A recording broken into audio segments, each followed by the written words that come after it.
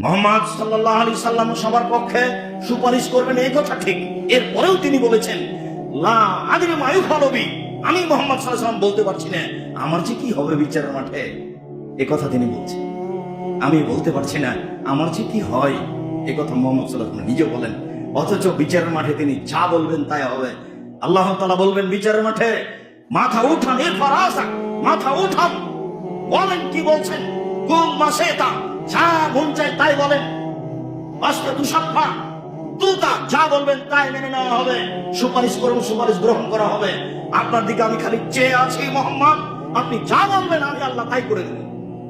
এত বড় পাওয়ারফুল শক্তিশালী মানুষ বিচারের মাঠে বলবেন, লাদির মাই ভালোবি, আমার যে কি হয় তা আমি নিজেই জানি না, আমার যে কি হয় বিচারের মাঠে তা আমি নিজেই জানি না। বিচারের মাঠ বড় কঠিন।